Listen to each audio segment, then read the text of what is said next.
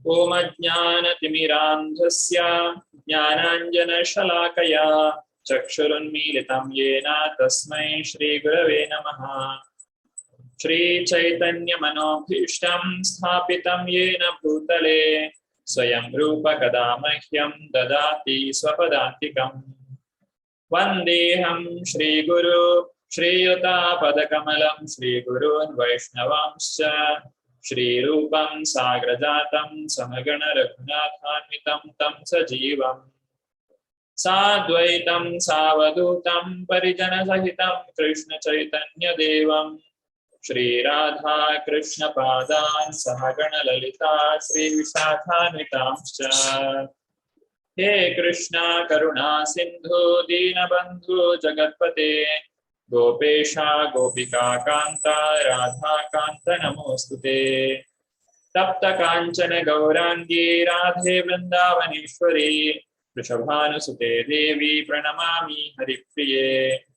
वाञ्छा कल्पतरुभ्यश्च कृपा सिन्धुभ्य एव च पतितानां पावनेभ्यो वैष्णवेभ्यो नमो नमः। नमः ओं विष्णुपादाय कृष्णप्रेष्ठाय भूतले श्रीमते भक्तिवेदान्ता स्वामिन् इति नामिने। नमस्ते सारस्वते देवे गौरवाणी प्रचारिणे निर्विशेषा शून्यवादी पाश्चात्यदेशतारिणे।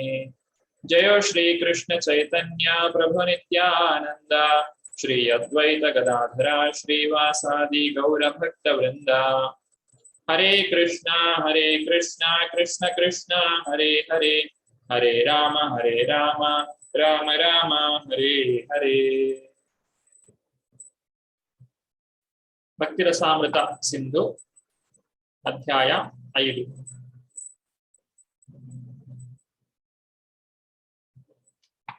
प्यूरिटी ऑफ डिवोशनल सर्विस अथवा भक्ति सेವೆಯ ಶುದ್ಧತೆ ಅಥವಾ ಪವಿತ್ರತೆ। ಭಕ್ತಿ ಸೇವೆಯನ್ನ ಮಾಡಲಿಕ್ಕೆ ಬೇಕಾದಂತಹ ಅರ್ಹತೆ ಯಾವುದು? ಈ ಪ್ರಶ್ನೆಗೆ ಯಾರಾದ್ರೂ ಉತ್ತರ ಹೇಳಬಹುದಾ? ಭಕ್ತಿ ಸೇವೆಯನ್ನ ಮಾಡಬೇಕು ಅಂತ ಹೇಳಿದ್ರೆ ಇರಬೇಕಾದಂತಹ ಅರ್ಹತೆ ಯಾವುದು? ಶ್ರುತಿ ಮಾತಾಡಿ। ಹರೇ ಕೃಷ್ಣ ಪ್ರಭುಜಿ, ಭಗವಂತನ ಮೇಲಿರೋ ಪ್ರೀತಿ, ಆಸೆ. ಹೌದು, ಆಸಕ್ತಿ ಮಾಡಬೇಕು ಅನ್ನುವಂತಹ ಒಂದು ಆಸಕ್ತಿ ಇರಬೇಕು, ಮನಸ್ಸಿರ್ಬೇಕು, ಅಷ್ಟೇ ಭಕ್ತಿಯನ್ನ ಮಾಡ್ಲಿಕ್ಕೆ ಬೇಕಾದಂತಹ ಒಂದು ಅರ್ಹತೆ. ಭಗವಂತ ಚೈತನ್ಯ ಮಹಾಪ್ರಭುಗಳು ಶಿಕ್ಷಾಷ್ಟಕದಲ್ಲಿ ಹೇಳ್ತಾರೆ, ನಾಮ್ನಾಂ ಅಕಾರಿ ಬಹುಧಾ ನಿಜ ಸರ್ವಶಕ್ತಿ ತತ್ರಾಪಿತ ನಿಯಮಿತ ಸ್ಮರಣೆ ನ ಕಾಲಃ ಏತಾದೃಶಿ ತವ ಕೃಪಾ ಭಗವನ್ ಮಹಾಪಿ ದುರ್ದೈವ ಮೀದೃಶಂ ಇಹಾಜನಿ ನಾನುರಾಗ. ದುರ್ದೈವ ಏನು ಅಂತ ಹೇಳಿದ್ರೆ, ನನಗೆ ಅದರಲ್ಲಿ ಅನುರಾಗ ಇಲ್ಲ. ಭಕ್ತಿಯನ್ನ ಮಾಡ್ಬೇಕು ಅನ್ನುವಂತಹ ಅನುರಾಗ ಇದ್ರೆ ನಾವು ಭಕ್ತಿಯನ್ನ ಮಾಡಬಹುದು. ಧನ್ಯವಾದಗಳು. ಈ ಒಂದು ಅನುರಾಗ ಅಥವಾ ಈ ಒಂದು ಆಸಕ್ತಿ ಹೇಗೆ ಬರ್ತದೆ? ಈಗ ನಾವು ಯಾರನ್ನಾದ್ರೂ ಭಗವದ್ಗೀತಾ ತರಗತಿಗೆ ಕರೆದ್ರೆ ಎಲ್ಲರೂ ಬರೋದಿಲ್ಲ. 100 ಮಂದಿಯನ್ನ ಕರೆದ್ರೆ ಒಂದು 20 ಜನ ಬರ್ಬೋದು. ಆ ಆಸಕ್ತಿ ನಮಗೆ ಹೇಗೆ ಬರ್ತದೆ? ಬೇರೆ ಯಾರಿಗಾದ್ರೂ ಉತ್ತರ ಕೊಡ್ತೀರಾ? ಹರೇ ಕೃಷ್ಣ ಪ್ರಭುಜಿ, ಭಕ್ತಿಯಿಂದ ಬರುತ್ತೆ. ಹೌದು ಮಾತಾಡಿ, ಭಕ್ತಿ ಆ ಆಸಕ್ತಿ ಯಾವಾಗ ಬರ್ತದೆ? ಹೌದು, ನೀವು ಹೇಳಿದ್ ಸರಿ. ಇನ್ನು ಸ್ವಲ್ಪ ಸ್ಪಷ್ಟವಾಗಿ ಹೇಳ್ಬೋದಾ? ಶ್ರದ್ಧೆಯಿಂದ ಬರುತ್ತೆ ಪ್ರಭುಜಿ. ಶ್ರದ್ಧೆಯಿಂದ ಬರುತ್ತದೆ. ಈಗ ನೀವು ಭಕ್ತಿಯನ್ನ ಶುರು ಮಾಡಲಿಲ್ಲ. ಹರೇ ಕೃಷ್ಣ ಪ್ರಭು, ಭಕ್ತರ ಸಂಘದಲ್ಲಿದ್ರೆ ಮಾತ್ರ ಆಸಕ್ತಿ ಶ್ರದ್ಧೆ ಅನ್ನೋದು ಬರುತ್ತೆ. ಹೌದು, ಈಗ ನಾನು ಈ ಜನ್ಮದಲ್ಲಿ ಭಕ್ತಿಯನ್ನ ಮಾಡ್ತಾ ಇದ್ದೇನೆ ಅಂತ ಹೇಳಿದ್ರೆ, ಅಥವಾ ಭಕ್ತಿಗೆ ಆಕರ್ಷಿತನಾಗಿದ್ದೇನೆ, ಇನ್ನು ಭಕ್ತಿ ಶುರು ಮಾಡ್ಲಿಲ್ಲ ಅಂತ ಆದ್ರೆ ಅದಕ್ಕೆ ಕಾರಣ ಏನು? ನಾನು ಹಿಂದಿನ ಜನ್ಮದಲ್ಲಿ ಭಕ್ತಿಯನ್ನ ಮಾಡಿದ್ದೇನೆ, ಆದ್ದರಿಂದ ನನಗೆ ಈ ಜನ್ಮದಲ್ಲಿ ಭಕ್ತಿಯನ್ನ ಮಾಡುವಂತಹ ಒಂದು ಅವಕಾಶ ದೊರೆಯುತ್ತಾ ಇದೆ. ಹಾಗಾದ್ರೆ ಹಿಂದಿನ ಜನ್ಮದಲ್ಲಿ ನಾನು ಭಕ್ತಿಯನ್ನ ಮಾಡ್ಲಿಕ್ಕೆ ಕಾರಣ ಏನು? ಅಥವಾ ಅದು ಅದಕ್ಕಿಂತ ಹಿಂದಿನ ಜನ್ಮದಲ್ಲಿ ಅಂತ ಹೇಳ್ಬೋದು. ಹಾಗೆ ಭಕ್ತಿ ಅನ್ನೋದು ಎಲ್ಲಿ ಪ್ರಾರಂಭವಾಗ್ತದೆ?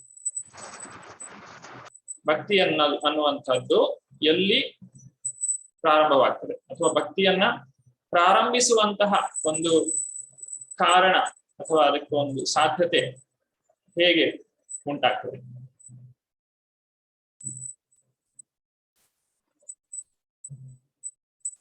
ನೀವು ಉತ್ತರವನ್ನು ಕೊಟ್ಟಿದ್ದೀರಾ, ಆದ್ರೆ ಅದನ್ನು ಇನ್ನು ಸ್ಪಷ್ಟವಾಗಿ ಹೇಳ್ಬೇಕು. ಗೀತಾ ಮಾತಾಜಿ. ಭಕ್ತರ ಸಂಘದಿಂದ ಮತ್ತೆ ಭಕ್ತರ ಪ್ರಸಾದ ಸ್ವೀಕಾರ ಮಾಡೋದ್ರಿಂದ, ಹಾಗೆ ಭಕ್ತರ ಸೇವೆ ಮಾಡೋದ್ರಿಂದ. ಹೌದು, ಭಕ್ತರ ಒಂದು ಕಾರಣ ರಹಿತ ಕೃಪೆಯಿಂದ, ಅದನ್ನ ಅಜ್ಞಾತ ಸುಕೃತಿ ಅಂತ ಕರೀತಾರೆ. ಅಜ್ಞಾತ ಸುಕೃತಿ. ಜ್ಞಾತ ಅಂತ ಹೇಳಿದ್ರೆ ಗೊತ್ತಿದೆ, ಅಜ್ಞಾತ ಅಂತ ಹೇಳಿದ್ರೆ ಗೊತ್ತಿಲ್ಲ. ಗೊತ್ತಿಲ್ಲದೆ ಮಾಡಿರುವಂತಹ ಒಂದು ಸುಕೃತಿ. ಸುಕೃತಿ ಅಂತ ಹೇಳಿದ್ರೆ ಪುಣ್ಯ. ಅದರಿಂದ ನಮಗೆ ಭಕ್ತಿ ಅನ್ನುವಂಥದ್ದು ಬರ್ತದೆ. ಹಾಗಾದ್ರೆ ಭಕ್ತಿಯನ್ನ ಹರಡ್ಲಿಕ್ಕೆ ಅಥವಾ ಭಕ್ತಿಯನ್ನ ಕೊಡ್ಲಿಕ್ಕೆ ಆ ಭಕ್ತರೇ ಕಾರಣ. ಭಗವಂತ ತನ್ನನ್ನ ತಾನು ಅಥವಾ ತನ್ನ ಒಂದು ಜ್ಞಾನವನ್ನ, ತನ್ನ ಭಕ್ತಿಯನ್ನ ತನ್ನ ಶುದ್ಧ ಭಕ್ತರ ಕೈಯಲ್ಲಿ ಕೊಡ್ತಾರೆ. ಇದನ್ನ ಆ ಭಕ್ತರು ಯಾರಿಗೆ ಬೇಕಾದರೂ ಹಂಚಬಹುದು. ಆ ರೀತಿಯಾಗಿ ಅವರು ಆ ಒಂದು ಕಾರಣರಹಿತವಾಗಿ ಜನರ ಮೇಲೆ ಕರುಣೆಯನ್ನ ತೋರುವುದರಿಂದ ಎಲ್ಲರಲ್ಲಿಯೂ ಕೂಡ ಭಕ್ತಿ ಅನ್ನುವಂಥದ್ದು ಬರ್ಲಿಕ್ಕೆ ಸಾಧ್ಯ ಆಗ್ತದೆ. ಇಲ್ಲ ಅಂತ ಹೇಳಿದ್ರೆ ಭಕ್ತಿ ನಮಗೆ ಬರುವುದಿಲ್ಲ. ಹಾಗಾದ್ರೆ ಈ ಭಕ್ತಿಯನ್ನ ನಾವು ಪಡಿಬೇಕು ಅಂತ ಹೇಳಿದ್ರೆ ಆ ಭಕ್ತರ ಒಂದು ಕರುಣೆಗೆ ನಾವು ಪಾತ್ರರಾಗಬೇಕು. ಆ ಭಕ್ತರ ಸಂಘ ನಮಗೆ ದೊರಕಬೇಕು. ಭಗವಂತ ನಮಗೆ ಒಲಿಬೇಕು ಅಂತ ಹೇಳಿದ್ರೆ ನಾವು ಭಕ್ತರ ಸೇವೆಯನ್ನ ಮಾಡಬೇಕು. ಈ ಅಜ್ಞಾತ ಸುಕೃತಿ ಅದು ಯಾವ ರೀತಿಯಲ್ಲೆಲ್ಲ ಆಗ್ತದೆ ಅಂತ ಕೇಳೋದಾದ್ರೆ, ಬಹಳ ಸುಲಭವಾಗಿ ನಡೆಯುವಂತಹದ್ದು ಈ ಪ್ರಸಾದ ಸ್ವೀಕಾರದಿಂದ, ಪ್ರಸಾದವನ್ನ ಹಂಚೋದ್ರಿಂದ. ನಾವು ದೇವಸ್ಥಾನಕ್ಕೆ ಹೋಗ್ತೇವೆ, ಅಲ್ಲಿ ದೇವರಿಗೆ ಕೈ ಮುಗಿತೇವೆ, ಅಲ್ಲಿ ಪ್ರಸಾದವನ್ನ ಕೊಡ್ತಾರೆ. ಆ ಭಗವಂತನ ದರ್ಶನ ಮಾಡೋದ್ರಿಂದ ಮತ್ತು ಆ ಪ್ರಸಾದವನ್ನ ಸ್ವೀಕಾರ ಮಾಡೋದ್ರಿಂದ, ಇದರಿಂದೆಲ್ಲ ನಮಗೆ ಆ ಒಂದು ಭಕ್ತಿಗೆ ಬೇಕಾದಂತಹ ಸುಕೃತಿ ನಮಗೆ ದೊರೆಯುತ್ತದೆ. ಆದ್ರೆ ದೇವಸ್ಥಾನಕ್ಕೆ ಕೂಡ ಬರದೇ ಇರುವವರು ಇರ್ತಾರೆ. ಅಂಥವರಿಗೆ ಭಕ್ತರೇ ಹೋಗಿ ಒಂದು ಹರಿನಾಮವನ್ನ ಕೇಳಿಸ್ತಾರೆ, ನಗರ ಸಂಕೀರ್ತನೆ ಮಾಡುವ ಮೂಲಕ, ಆ ಪ್ರಸಾದವನ್ನ ಹಂಚುವ ಮೂಲಕ, ಅಥವಾ ಪುಸ್ತಕ ವಿತರಣೆ ಮಾಡುವ ಮೂಲಕ ಅವರಿಗೆ ಆ ಒಂದು ಭಕ್ತಿಯ ಮೊದಲ ಹೆಜ್ಜೆಗಳನ್ನ ಇಡ್ಲಿಕ್ಕೆ ಅವರಿಗೆ ಸಹಾಯವನ್ನ ಮಾಡ್ತಾರೆ. ಅಲ್ಲಿಗೆ ಬರೋವರಿಗೆ ಯಾರಿಗೂ ಗೊತ್ತಿರೋದಿಲ್ಲ ಅವರು ಭಕ್ತಿ ಸೇವೆಯನ್ನ ಮಾಡ್ತಾ ಇದ್ದಾರೆ ಅಂತ ಹೇಳಿ. ಅವರು ಹೀಗೆ ಸುಮ್ಮನೆ ಬರ್ತಾರೆ, ಬಂದು ಯಾರೋ ಭಕ್ತರು ಪ್ರಸಾದವನ್ನ ಹಂಚ್ತಾ ಇದ್ರು, ತುಂಬಾ ರುಚಿ ಇತ್ತು, ಚೆನ್ನಾಗಿತ್ತು ಅಂತ ಹೇಳಿ ಅದನ್ನ ತಗೊಳ್ತಾರೆ. ಆಮೇಲೆ ಅವರವರಷ್ಟಕ್ಕೆ ಹೋಗ್ತಾರೆ. ಆ ರೀತಿಯಾಗಿ ಮಾಡೋದ್ರಿಂದ ಅದು ನಿಧಾನಕ್ಕೆ ಆ ಶ್ರದ್ಧೆ ಅನ್ನುವಂಥದ್ದನ್ನ ನಮ್ಮಲ್ಲಿ ಸುಟ್ಟು ಹಾಕ್ತದೆ.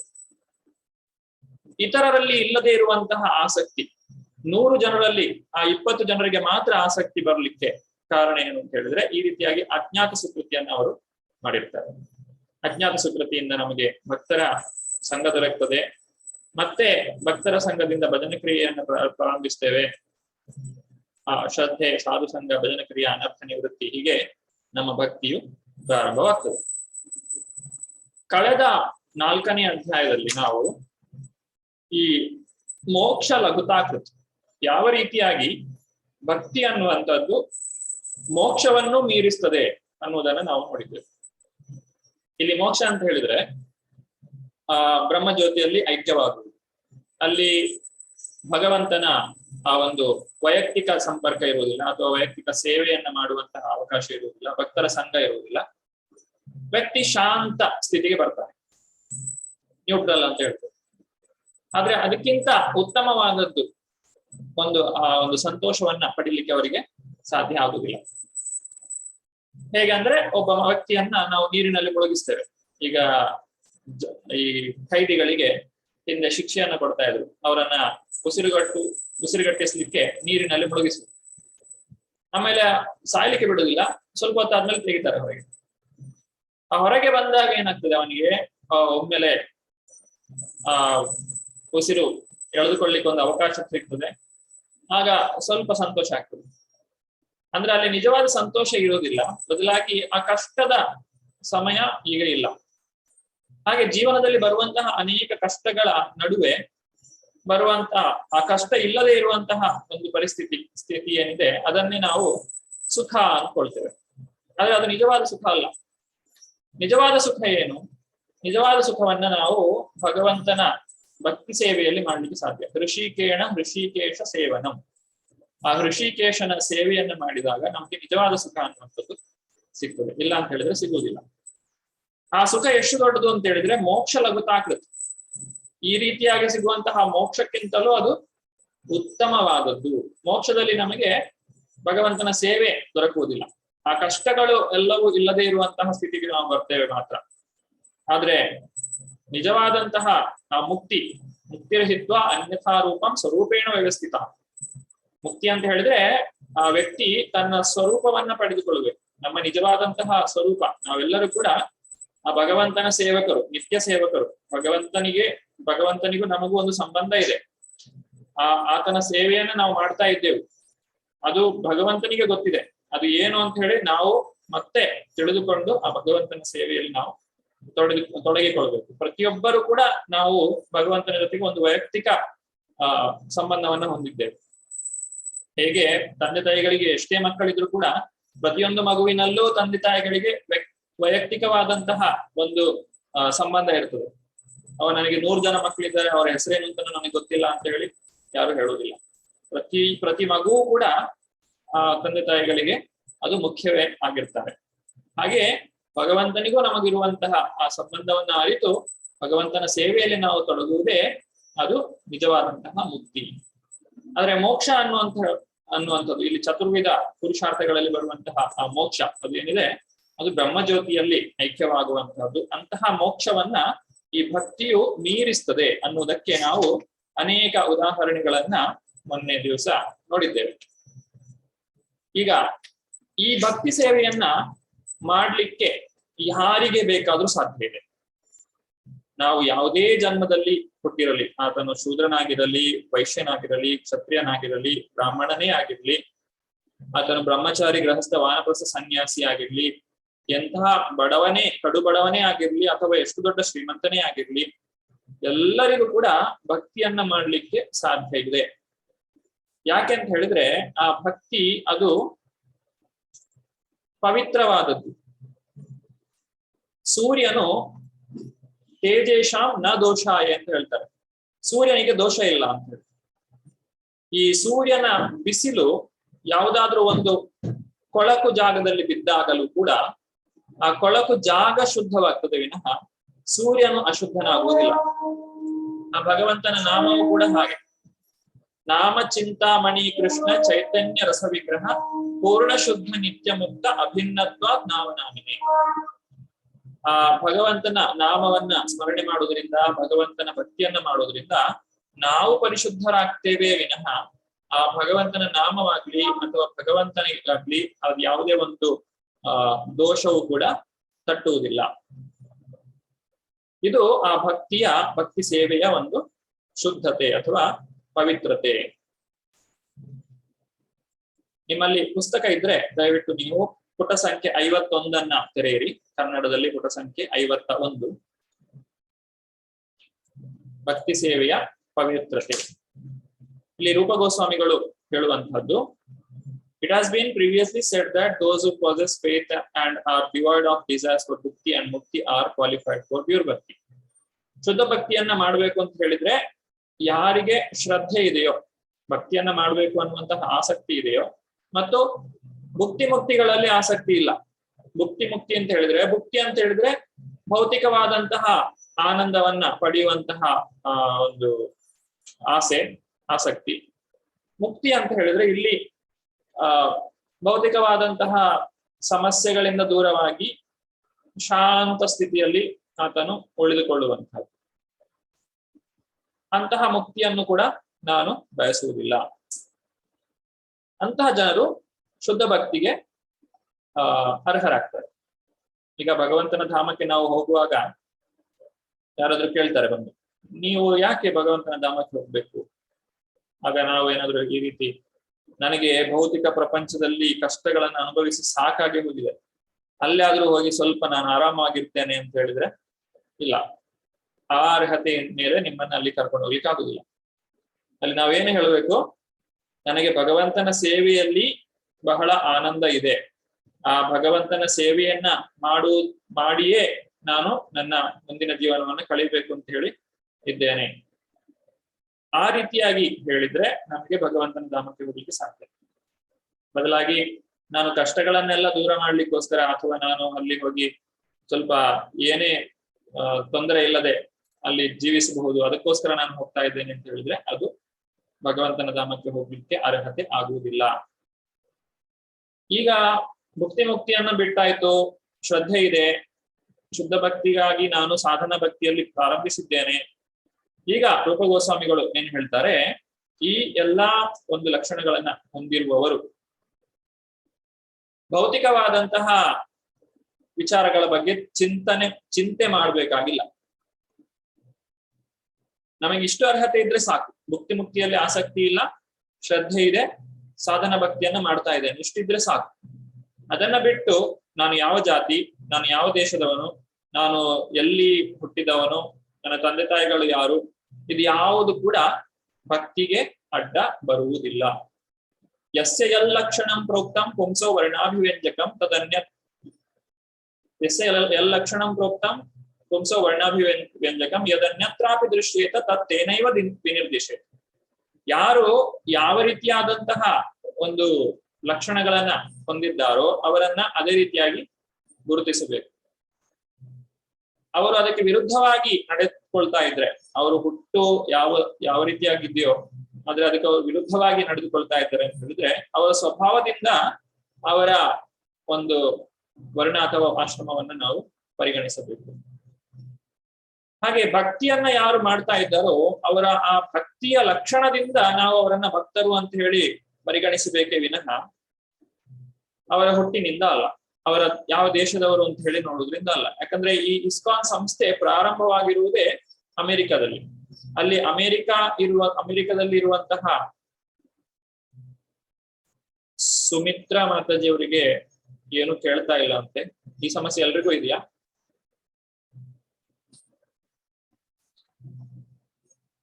ನನ್ನ ಮಾತು ಎಲ್ರಿಗೂ ಕೇಳ್ತಾ ಇದೆಯಲ್ಲ?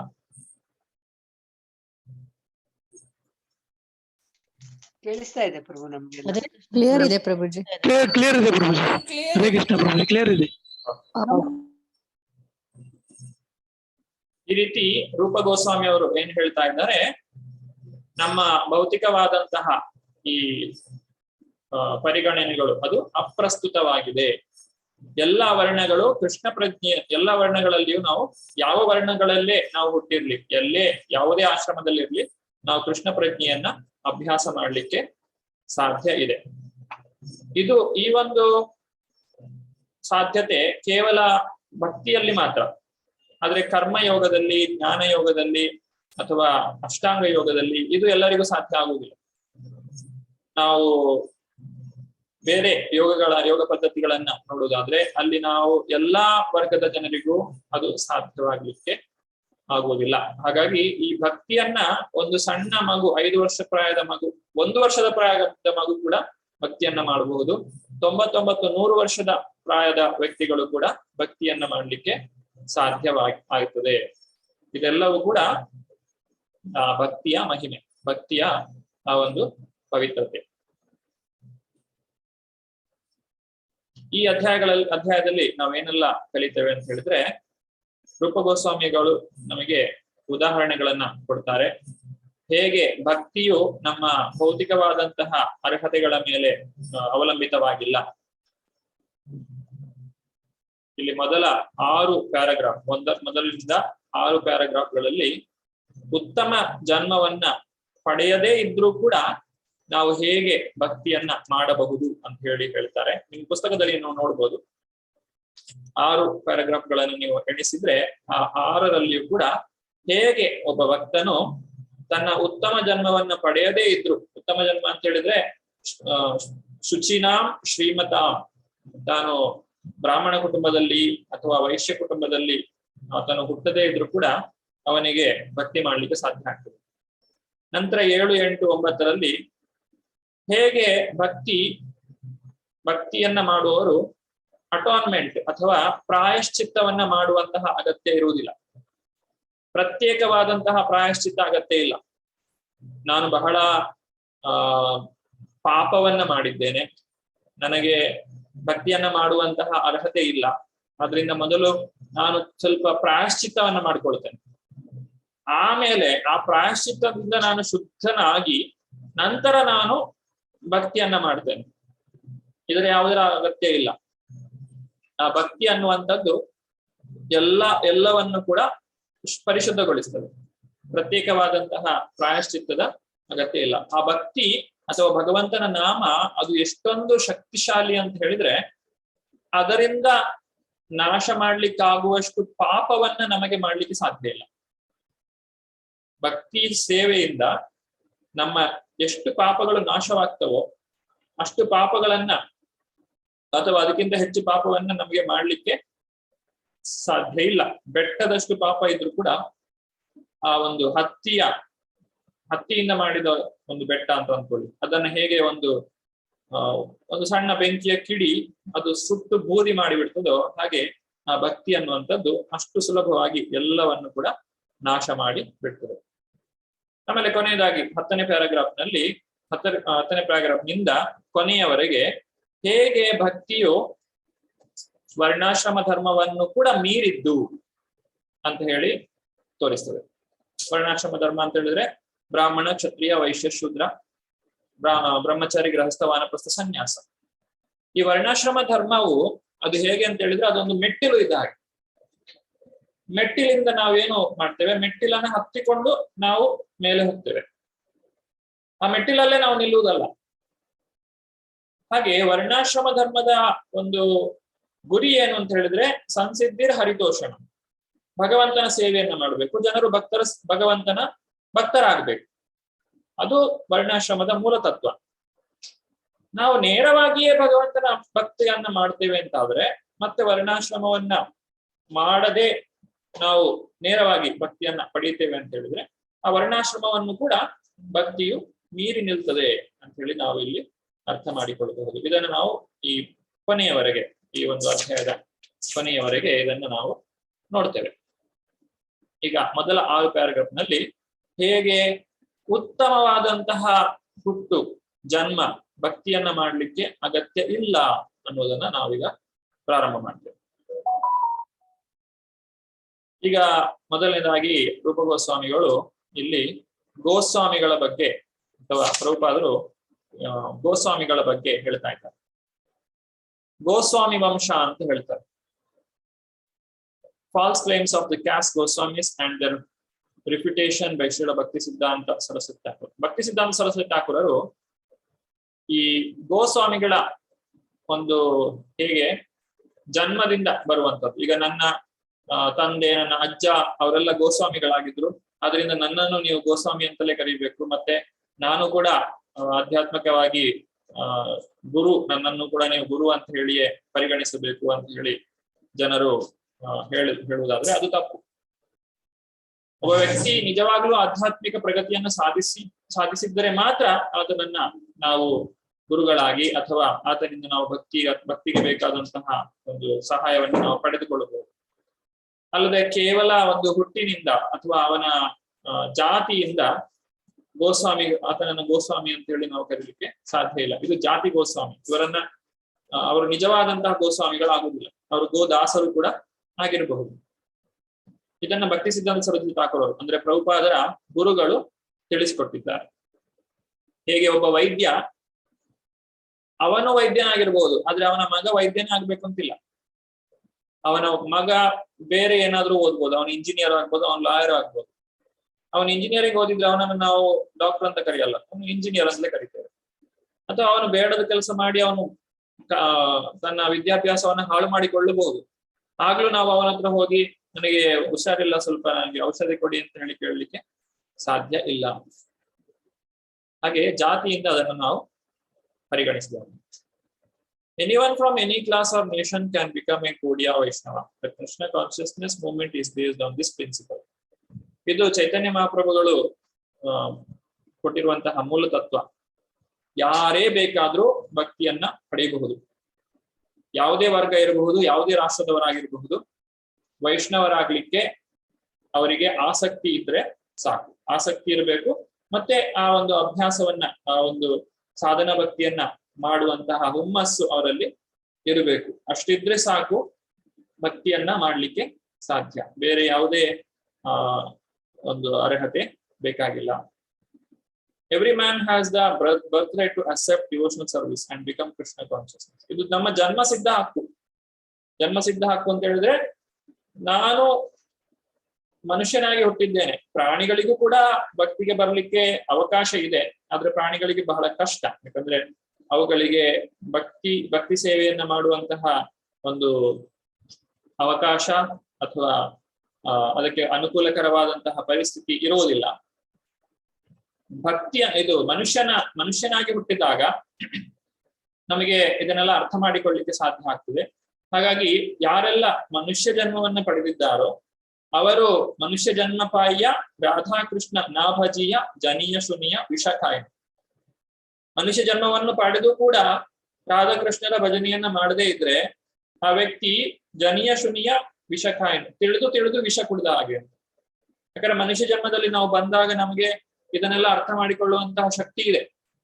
ಆದ್ರೂ ಕೂಡ ನಾನು ಅದನ್ನ ಪರಿಗಣಿಸದೆ, ಅದನ್ನ ನಿರ್ಲಕ್ಷ್ಯ ಮಾಡಿ, ನಾನು ಬೆಕ್ಕು ನಾಯಿಗಳ ರೀತಿಯಲ್ಲೇ ನನ್ನ ಜೀವನವನ್ನ ಮುಗಿಸಿಬಿಟ್ರೆ ಅಂತಹ ಒಂದು ಜನ್ಮ ಅದು ವ್ಯರ್ಥ. ಹಾಗೆ ಪ್ರತಿ ಮನುಷ್ಯನಿಗೂ ಕೂಡ, ಪ್ರತಿಯೊಬ್ಬ ವ್ಯಕ್ತಿಗೂ ಕೂಡ ಈ ಕೃಷ್ಣ ಪ್ರಜ್ಞೆಯನ್ನ ಹೊಂದುವಂತಹ ಹಕ್ಕು ಇದೆ. ಇನ್ನು ಇದು 3 ಆಯ್ತು, 1, 2, 3. ಪದ್ಮ ಪುರಾಣದಲ್ಲಿ ಕೂಡ ಇದರ ಉಲ್ಲೇಖ ಬರ್ತದೆ. Everyone has the right to perform devotional service.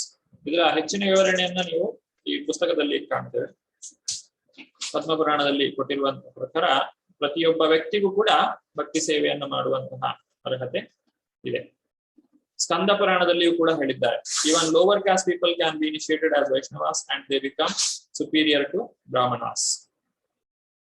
ಸ್ಕಂದ ಪುರಾಣದಲ್ಲಿ ಏನು ಹೇಳ್ತಾರೆ ಅಂತ ಹೇಳಿದ್ರೆ, ಈ ಗುರುಗಳಲ್ಲಿ ನಾವು ಯಾವಾಗ ಶರಣಾಗತಿಯನ್ನು ಹೊಂದುತ್ತೇವೋ, ಅವರಿಂದ ಯಾವಾಗ ನಾವು ದೀಕ್ಷೆಯನ್ನ ಪಡೆಯುತ್ತೇವೋ, ಆಗ ನಮಗೆ ಆ ಒಂದು ವೈಷ್ಣವ ಅನ್ನುವಂತಹ ಒಂದು ಪದವಿ ಅಥವಾ ವೈಷ್ಣವ ಅನ್ನುವಂತಹ ಒಂದು ಅರ್ಹತೆ ನಮಗೆ ಬರ್ತದೆ. ಅಂತವರನ್ನ ನಾವು ವೈಷ್ಣವರು ಅಂತ ಹೇಳಿಯೇ ಪರಿಗಣಿಸಬೇಕು. ಯಾರು ಗುರುಗಳಿಗೆ ಶರಣಾಗಿದ್ದಾರೆ, ಯಾರು ಗುರುಗಳ ಆದೇಶದ ಪ್ರಕಾರ ನಡೆದುಕೊಳ್ತಾ ಇದ್ದಾರೆ, ಅದನ್ನ ಆ ಸಾಧನ ಭಕ್ತಿಯನ್ನು ಅಭ್ಯಾಸ ಮಾಡ್ತಾ ಇದ್ದಾರೆ, ಅವರು ಅಧ್ಯಾತ್ಮದಲ್ಲಿ ಮುಂದುವರಿತಾ ಇದ್ದಾರೆ ಅಂತಾದ್ರೆ ಅವರನ್ನ ನಾವು ವೈಷ್ಣವರು ಅಂತ ಹೇಳಿಯೇ ಪರಿಗಣಿಸಬೇಕು. ನಂತರ ಹರಿಭಕ್ತಿ ವಿಲಾಸದಿಂದ ಇಲ್ಲಿ ಹೇಳ್ತಾರೆ, any person properly initiated as a Vaishnava becomes a Brahmana. Example of bell metal turning into gold. ಈ ಹಿತ್ತಾಳೆ, ಬೆಲ್ ಮೆಟಲ್ ಅಂತ ಹೇಳಿದ್ರೆ ಹಿತ್ತಾಳೆ, ಅದನ್ನ ಚಿನ್ನವಾಗಿ ಪರಿವರ್ತಿಸುವಂತಹ ಒಂದು ರಾಸಾಯನಿಕ ಕ್ರಿಯೆ ಇದೆ. ಅದು ಈಗಿನವರಿಗೆ ಗೊತ್ತಿಲ್ಲ, ಅದು ಹಿಂದೆ ಇತ್ತು ಆ ಒಂದು ಕ್ರಿಯೆ. ಅದರ ಪ್ರಕಾರ ಯಥಾ ಕಾಂಚನ ವಿಧಾನೋಕ್ತಂ, ಹೇಗೆ ಆ ಒಂದು ರಾಸಾಯನಿಕ ಕ್ರಿಯೆಯ ಮೂಲಕ ಈ ಹಿತ್ತಾಳೆಯನ್ನು ಕೂಡ ಚಿನ್ನವಾಗಿ ಬದಲಾಯಿಸಬಹುದು, ಹಾಗೆ ಒಬ್ಬ ವ್ಯಕ್ತಿ ತಾನು ಎಷ್ಟೇ ಕೀಳು ಜನ್ಮದಲ್ಲಿ ಅಥವಾ ಎಷ್ಟೇ ಪಾಪ ಯೋನಿಯಲ್ಲಿ ಆತನು ಜನ್ಮವನ್ನ ತಳೆದಿದ್ರೂ ಕೂಡ ಆ ಭಕ್ತಿಯನ್ನ ಪಡೆದರೆ, ಗುರುಗಳನ್ನ ಒಪ್ಪಿಕೊಂಡು ಗುರುಗಳಲ್ಲಿ ದೀಕ್ಷೆಯನ್ನ ಪಡೆದು ಆ ವೈಷ್ಣವ ಸಿದ್ಧಾಂತಕ್ಕೆ ಸರಿಯಾಗಿ ತಾನು ಜೀವಿಸುವುದಾದ್ರೆ ಆತನು ವೈಷ್ಣವ ಅಂತ ಹೇಳಿ ಆತನನ್ನು ನಾವು ಪರಿಗಣಿಸಬೇಕು. ಇಲ್ಲಿ ವೈಷ್ಣವ ಅಂತ ಹೇಳಿದ್ರೆ ಬ್ರಾಹ್ಮಣನಿಗಿಂತ ಮೇಲೆ ಇರ್ತಾರೆ. ಬ್ರಾಹ್ಮಣರು ಅಂತ ಹೇಳಿದ್ರೆ ಸಾತ್ವಿಕ ಸ್ವಭಾವದವರು, ಆದ್ರೆ ವೈಷ್ಣವರು ಅಂತ ಹೇಳಿದ್ರೆ ಆ ಗುಣಗಳಿಗಿಂತ ಅತೀತರಾದವರು. Simply becoming initiated does not elevate one to the position of a high class brahmana. One also has to discharge the duties and follow the regulative principles very rigidly. ಈಗ ನಾವು ಸುಮ್ಮನೆ ದೀಕ್ಷೆಯನ್ನ ಪಡೆದುಕೊಂಡ್ರೆ ಸಾಕಾಗುದಿಲ್ಲ. ಅಲ್ಲಿ ಹೇಳಿದ್ದಾರೆ ದೀಕ್ಷಾ ವಿಧಾನ ಏನು ಅಂತ ಹೇಳಿ. ಯಾರು ದೀಕ್ಷೆಯನ್ನ ಪಡೀತಾರೋ ಅವರೆಲ್ಲರೂ ಭಗವಂತನ ಧಾಮಕ್ಕೆ ಹೋಗ್ತಾರೆ. ಆದ್ರೆ ದೀಕ್ಷೆಯನ್ನ ಪಡೆದು ಭಕ್ತಿಯನ್ನ ಮಾಡದೇ ಇದ್ರೆ ಸಾಧ್ಯ ಇಲ್ಲ. ಗುರುಗಳ ಒಂದು ಆಶೀರ್ವಾದ ಇದೆ, ಗುರುಗಳು ನಮಗೆ ಸಹಾಯವನ್ನ ಮಾಡ್ತಾ ಇದ್ದಾರೆ. ಆದ್ರೆ ನಾವು ಅದನ್ನ ಸರಿಯಾಗಿ ಉಪಯೋಗಿಸಿಕೊಳ್ಳದೆ ಇದ್ರೆ, ಅದರ ಗಂಭೀರತೆಯನ್ನು ಅರ್ಥ ಮಾಡಿಕೊಳ್ಳದೆ ನಾವು ಬೇಜವಾಬ್ದಾರಿಯಿಂದ ನಡೆದುಕೊಂಡ್ರೆ, ನನಗೆ ದೀಕ್ಷೆ ಆಯ್ತು, ನನಗೆ ಇನ್ನೇನು ಸಮಸ್ಯೆ ಇಲ್ಲ, ನನಗೆ ಇನ್ನೇ ಭಗವಂತನ ಧಾಮಕ್ಕೆ ಹೋಗುವುದು ಖಚಿತವಾಗಿದೆ ಅನ್ನುವಂತಹ ರೀತಿಯಲ್ಲಿ ನಾವು ಸ್ವಲ್ಪ ನಿರ್ಲಕ್ಷ್ಯ ಭಾವದಿಂದ ನಾವು ಇದ್ರೆ, ಆ ಮೂಲಕ ನಮಗೆ ಭಗವಂತನ ಭಕ್ತಿ ಸಿಗುವುದು ಕಷ್ಟ, ಅಥವಾ ಭಗವಂತನ ಧಾಮಕ್ಕೆ ಹೋಗ್ಲಿಕ್ಕೆ ಸಾಧ್ಯ ಆಗದೆ ಇರಬಹುದು. ಹಾಗೆ ಕಟ್ಟುನಿಟ್ಟಾಗಿ ಆ ನಿಯಂತ್ರಕ ತತ್ವವನ್ನ ಅನುಸರಿಸಬೇಕು. ನಾವು ಜಪವನ್ನ ಮಾಡಬೇಕು. ದೀಕ್ಷೆಯನ್ನ ಪಡೆದ ನಂತರ ಅದನ್ನ ಇನ್ನೂ ಹೆಚ್ಚು ನಾವು ಅದನ್ನ ಮಾಡಬೇಕು. ಇಲ್ಲ ಅಂತ ಹೇಳಿದ್ರೆ ಏನಾಗ್ತದೆ, if one does not do that then one will again be followed. Srila ಪ್ರಭುಪಾದರ ಹತ್ರ ಒಬ್ಬರು ಇದೇ ರೀತಿ ದೀಕ್ಷೆಯನ್ನ ಪಡೀತಾರೆ. ಆದ್ರೆ ದೀಕ್ಷೆಯನ್ನು ಪಡೆದ ನಂತರ ಅವರು ಭಕ್ತರ ಸಂಘದಲ್ಲಿ ಇರುವುದಿಲ್ಲ, ಅವರು ತಮ್ಮ ಸ್ವತಂತ್ರವಾಗಿ ಅವರು ವರ್ತಿಸ್ತಾರೆ. ಆಗ ಪ್ರಭುಪಾದರು ಹೇಳ್ತಾರೆ, ನಾನು ಅವ್ರನ್ನ ದೀಕ್ಷೆ ಅಂತ ಕೊಟ್ಟಿರಬಹುದು, ಆದ್ರೆ ಅದು ಕೇವಲ ಒಂದು ಆಚರಣೆ ಮಾತ್ರ, ಆದ್ರೆ ಅದಕ್ಕೆ ಏನು ಬೆಲೆ ಇಲ್ಲ, ಯಾಕಂದ್ರೆ ಆತನು ಈಗ ಅದನ್ನ ಪಾಲನೆ ಮಾಡ್ತಾ ಇಲ್ಲ. ಹಾಗಾಗಿ ದೀಕ್ಷೆಗೆ ನಿಜವಾದಂತಹ ಅರ್ಥ ಬರುವುದು ಯಾವಾಗ ನಾವು ಗುರುಗಳ ಆದೇಶವನ್ನ ಪಾಲನೆ ಮಾಡಿದ್ರೆ ಮಾತ್ರ. ಕೇವಲ ಆ ಒಂದು ದೀಕ್ಷೆಯನ್ನು ಕೊಡುವಂತಹ ಆಚರಣೆಯಿಂದ, ಆ ಒಂದು ರಿಚುವಲ್ಸ್ ಅಂತ ಹೇಳ್ತೇವೆ, ಅದರಿಂದ ಮಾತ್ರ ನಮಗೆ ಮುಕ್ತಿ ಸಿಗ್ಲಿಕ್ಕೆ ಸಾಧ್ಯ ಇಲ್ಲ, ಅಥವಾ ಭಕ್ತಿ ದೊರಕಲಿಕ್ಕೆ ಸಾಧ್ಯ ಆಗುವುದಿಲ್ಲ. ಬದಲಾಗಿ ದೀಕ್ಷೆಯನ್ನ ಪಡೆಯಬೇಕು, ಅದು ಬಹಳ ಮುಖ್ಯವಾದಂತಹ ಅಂಗ. ಅದರ ನಂತರ ನಾವು ಸಾಧನೆಯನ್ನ ಮುಂದುವರಿಸಬೇಕು, ಗುರುಗಳ ಆ ಒಂದು ಕೃಪೆಯನ್ನು ನಾವು ಪಡೆಯಬೇಕು. ಭಕ್ತಿ ಇಸ್ ನಾಟ್ ಡಿಪೆಂಡೆಂಟ್ ಆನ್ ಅಟಾನ್ಮೆಂಟ್. ಈಗ ಇದೊಂದು ಪ್ರಶ್ನೆ ಇರ್ಬೋದು, ಪ್ರಾಯಶ್ಚಿತ್ತ ಬೇಕಾ ಭಕ್ತಿ ಮಾಡುವವರಿಗೆ?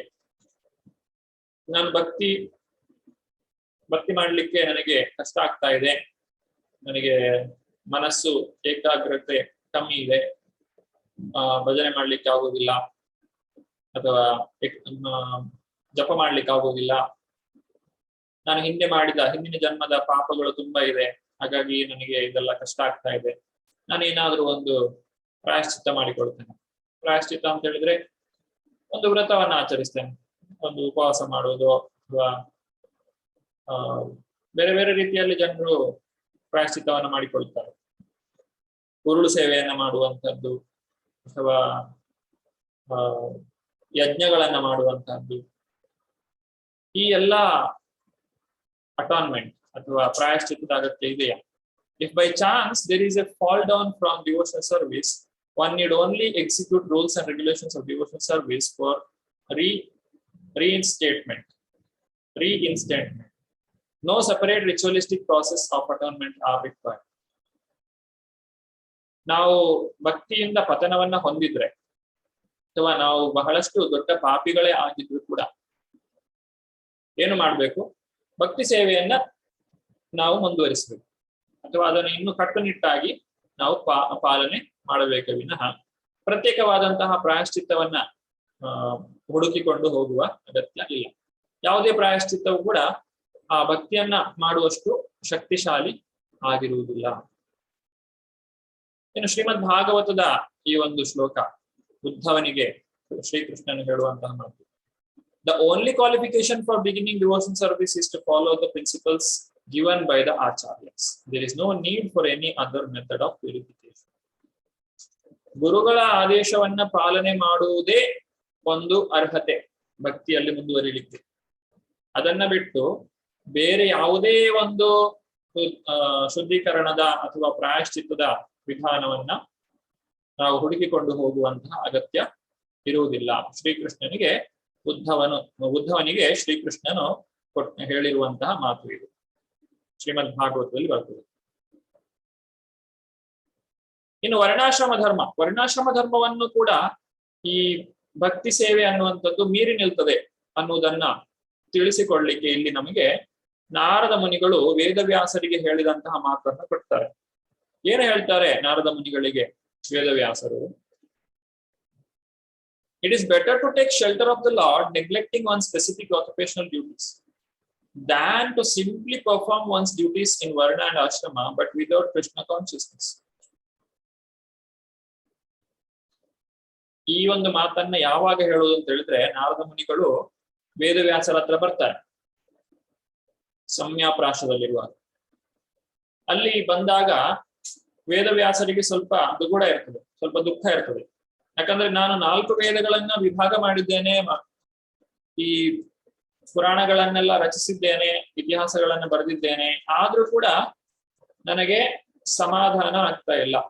ನಾನು ಏನೋ ಇನ್ನು ಪೂರ್ತಿಯಾಗಿ ನನ್ನ ಕೆಲಸವನ್ನ ಮುಗಿಸ್ಲಿಲ್ಲ ಅಂತ ಹೇಳಿ ಅನ್ನಿಸ್ತಾ ಇದೆ ಅಂತ ಹೇಳಿ ವ್ಯಾಸದೇವರು ಯೋಚಿಸ್ತಾ ಇರ್ಬೇಕಾದ್ರೆ ಅಲ್ಲಿ ನಾರದ ಮುನಿಗಳು ಬರ್ತಾರೆ. ಅವ್ರೇನ್ ಹೇಳ್ತಾರೆ ಅಂತ ಹೇಳಿದ್ರೆ, ಈ ವರ್ಣಾಶ್ರಮ ಧರ್ಮದ ಬಗ್ಗೆ ಚೆನ್ನಾಗಿ ವಿವರಣೆ ಕೊಟ್ಟಿದ್ದೀರಾ ನೀವು. ಧರ್ಮ ಅರ್ಥ ಕಾಮ ಮೋಕ್ಷಗಳನ್ನ ಪಡೆಯಲಿಕ್ಕೆ ಬೇಕಾದಂತಹ ಎಲ್ಲಾ ವಿಚಾರಗಳನ್ನು ನೀವು ಹೇಳಿಕೊಟ್ಟಿದ್ದೀರಾ ಜನರಿಗೆ. ಈ ಪ್ರಪಂಚದಲ್ಲಿ ಇದ್ದುಕೊಂಡು ವೇದಗಳನ್ನ ಪಾಲನೆ ಮಾಡಿ ಅದರ ಒಂದು ಪ್ರತಿಫಲವನ್ನ ಉಪಯೋಗಿಸಿ ಹೇಗೆ ವ್ಯಕ್ತಿ ಸಂತೋಷವಾಗಿ ಜೀವಿಸಬಹುದು ಅನ್ನೋದನ್ನ ನೀವು ಬಹಳ ಚೆನ್ನಾಗಿ ವಿವರಿಸಿದ್ದೀರಾ.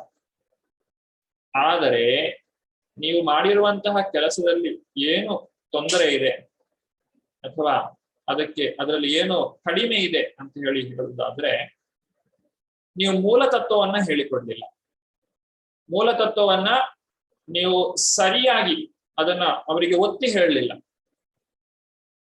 ವರ್ಣಾಶ್ರಮ ಧರ್ಮವನ್ನ ವ್ಯಕ್ತಿ ಪಾಲನೆ ಮಾಡ್ತಾ ಹೋಗುವಾಗ ಅವನಿಗೆ ಈ ಭೌತಿಕ ವಿಚಾರಗಳ ಬಗ್ಗೆ ಅವನಿಗೆ ಜಿಗುಪ್ಸೆ ಬಂದು ನಂತರ ಅವನು ಅದನ್ನೆಲ್ಲ ಬಿಟ್ಟು ಹೋಗ್ತಾನೆ ಅನ್ನುವಂತಹ ಒಂದು ಅಪೇಕ್ಷೆ ಅಷ್ಟೇ. ಆದ್ರೆ ಜನ ಏನ್ ಮಾಡ್ತಾರೆ, ಈ ಚತುರ್ವಿಧ ಪುರುಷಾರ್ಥಗಳಿಗೆ ಆಸಕ್ತರಾಗಿ ಅದರಲ್ಲೇ ತೊಡಗಿಕೊಳ್ತಾರೆ. ಅದನ್ನ ಸರಿಯಾಗಿ ಅವರು ಪಾಲನೆ ಮಾಡ್ತಾರೆ. ಅದರಲ್ಲಿ ಏನೇ ಒಂದು ಚ್ಯುತಿ ಬರೋದಿಲ್ಲ. ಒಬ್ಬ ಬ್ರಾಹ್ಮಣ ಸರಿಯಾಗಿ ಬ್ರಾಹ್ಮಣದ ರೀತಿಯಲ್ಲಿ ನಡೆದುಕೊಳ್ತಾನೆ, ಶುದ್ಧವಾದಂತಹ ಜೀವನವನ್ನೇ ಮಾಡ್ತಾನೆ. ಒಬ್ಬ ಕ್ಷತ್ರಿಯ ತನ್ನ ಎಲ್ಲ ಕರ್ತವ್ಯಗಳನ್ನು ಸರಿಯಾಗಿ ಮಾಡ್ತಾನೆ.